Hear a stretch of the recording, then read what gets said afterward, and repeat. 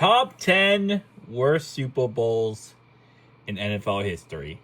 By the way, guys, my new mic setup comes tomorrow. If you do not know, I actually recently spent $3,000 to get a new mic setup, and my mic arm came already, but the rest of the setup did not come yet.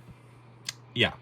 So, I apologize for the mic quality these last 2 days, but we are getting a new mic setup. Again, it should sound really good once we get it. I dropped an arm and a leg. I dropped a kidney trying to get this, okay? So, we're really trying to improve quality in 2025 into the content on this channel and also my live streams. And, yeah, let's get right into it. Top 10 worst Super Bowls of all time. Because today, while we hate the matchup, it probably will end up being a good Super Bowl. It probably will end up being a good game. My guess is, I'm going to try to jinx them so badly here, but Chiefs win this game 34-31 tonight. Reality-wise, I'm hoping it ends up being Eagles win 31-28, but we're being honest, it's probably going to be Chiefs in the end, and it's probably going to be a controversial call to end the Super Bowl. Anyway, number 10, worst Super Bowl, or actually number 11, I guess, honorable mention.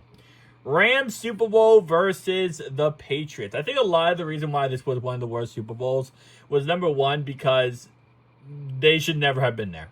The Rams only got to the Super Bowl because of the no PI call against Coleman in the NFC Championship game. So there should have never been a situation where this Rams Super Bowl was even a thing. It should have been Patriots-Saints, and I feel like Patriots-Saints would have been a better game.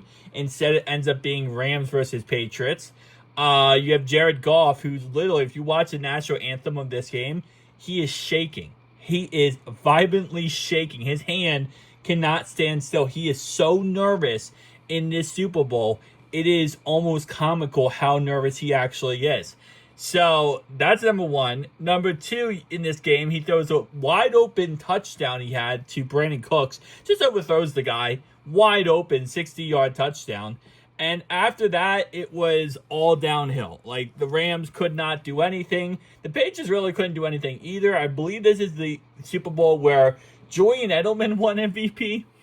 It wasn't even Tom Brady who won MVP here. I believe it was Julian Edelman, who had like 150 yards in this game. Absolutely just died for no reason there. But, yeah. One of the worst Super Bowls of all time. Number 10. 49ers versus Chargers. 49-26.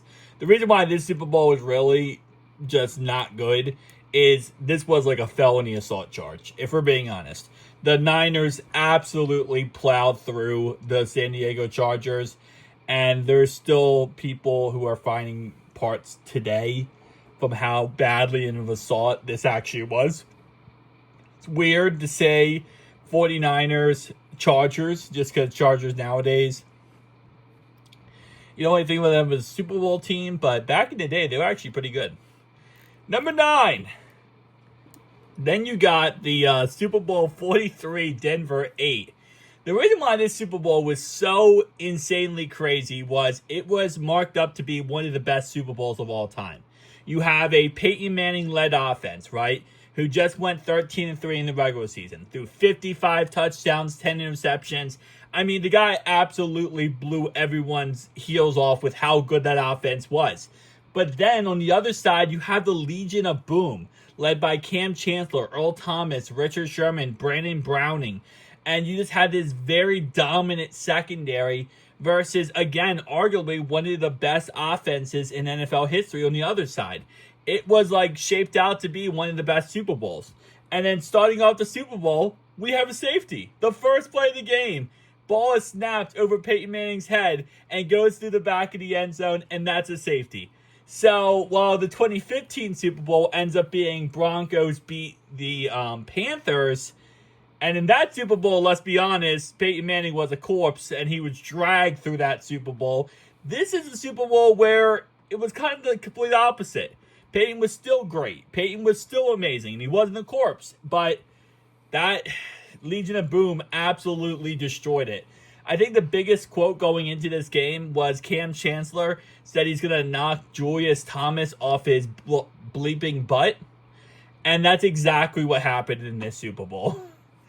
I think it was like the first slant route was to Julius Thomas, and he just got absolutely rocked. Number 8, Chicago versus New England. That's right. Chicago winning Super Bowls. That's already crazy. 46-10. I sadly cannot say I was alive for this Super Bowl, but by the score you could tell why this is on the list of top 10 worst Super Bowls of all time. Number 7. San Francisco versus Denver. Again, listen, high-scoring games are always great for football fans. We love high-scoring games, okay? But you also need to have competitiveness. And like our last 2 Super Bowls we talked about here, the 49ers and the Bears won.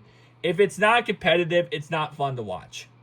Even if one team scores 60 points in a game, 70 points in a game, it doesn't really matter. You want to have a back-and-forth actual football game. To some degree, a game that's 20-17 in the end and comes down to a game-winning field goal is better than a 55-10 game. Because at least with a back-and-forth good defensive battle, you never know who's going to win. If you know who's going to win after the first quarter, nobody cares about the actual game, okay? The game's not going to be that important. Slots is going to be, people are just going to tune out and not care. And that's kind of how the Super Bowl was, which, again, from a competitive standpoint, it sucks. Number 6, we got Tampa Bay over Oakland.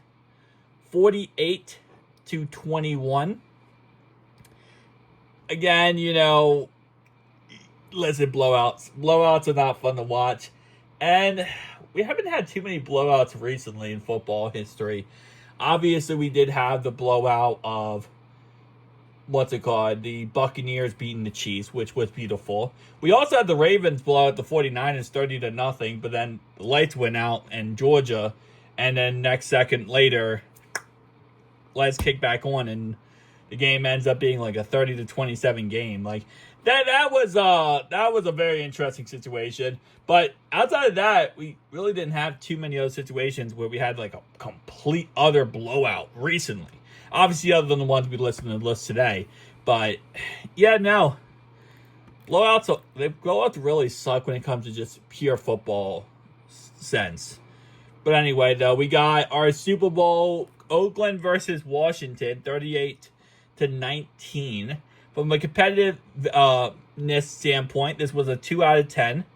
They had an early block touchdown to the late 74-yard rub it in touchdown run by Marcus Allen, and then it was never close. Yeah, that's another thing that is very important when it comes to Super Bowls. It's also about like Hall of Famers. You, as a football fan, when you're watching a Super Bowl, right, you're watching the best of the best, right? You're watching the best AFC team versus the best NFC team. And there is a certain degree where you want to watch Hall of Famers, right? So that's why sometimes like you get a 7 seed in there. 19-0 Patriots, or whatever they were, 18-0 Patriots versus the New York Giants, who were a 7-seed team that barely snuck in the playoffs. They went all the way, and people thought that Super Bowl, Giants-Patriots, the Patriots were going to slaughter the Giants. It was going to be one of the worst Super Bowls in NFL history. And because of that, a lot of people were like, oh, this is not even fair. Ends up being a really great game in the end, and ends up being a really great Super Bowl. But that's definitely another factor, is like when you look at that Giants squad from back in the day, really in that Super Bowl, there wasn't too much on that Giants squad. Yeah, you had Eli Manning, okay. Well, you had David Tyree. Well, you actually, no, wait, hold up. I can't remember. Did they have Tiki Barber at the time? I feel like they had Tiki Barber at the time. But on that offense, you didn't have that much firepower. Now, on defense, you had Justin Tuck, you had JPP, you had a lot of great players there. But it's just Hall of Fame-wise, you just didn't have that many Hall of Famers on that roster. On the other side, you had Tom Brady, obviously. So you're automatically going to, know he was a Hall of Famer. But still, it wasn't like you want to see players on both sides who potentially or will be Hall of Famers in the end. Number 4, Green Bay beats Oakland 33-14. Ironically enough, this did actually have some star power to it. We had Ray Nitschke, Vince Lombardi, Al Davis, Willie Davis, and Willie Wood also. It just never was really close in the end. It was a blowout the whole time. So again, it's just that competitiveness angle. Even though it did have some pretty good players in it, it was just a competitiveness angle that was just bad.